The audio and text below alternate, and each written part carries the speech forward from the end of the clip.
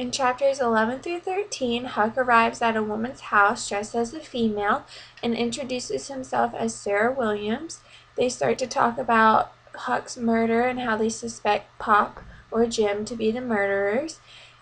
The woman confronts Huck about her suspicions with his identity, and he eventually comes up with another story about how he is a male and how he's just running away from a bad family. So she sends him off sends him off with food and care, and Huck sails back to Jim, and they sail down the river and come along a broken down steamboat, and due to Tom Sawyer's influence on Huck, they decide to go on board, and Huck soon realizes that the boat has robbers and a hostage. Unfortunately, their raft floats down the river, and all that's left is the robbers' raft, so they decide to steal it. And at first, Huck doesn't feel guilty about it because he realizes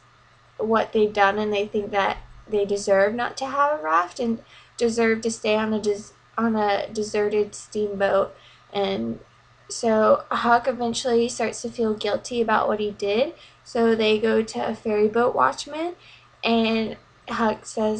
lies and says that his family is abandoned on the boat, so the ferry boat watchman goes and saves the robbers. For my analysis question, I decided to answer what behaviors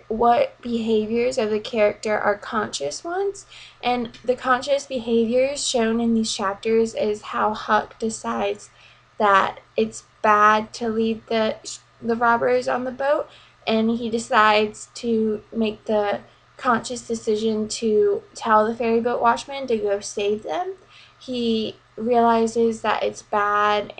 and that two wrongs don't make a right in this situation, and the conscious decision to save the robbers, I think, comes from Miss Watson's and the widow's teachings of what's good and what's bad, eventually coming back to Huck after living with his father. But that's chapter 11 through 13.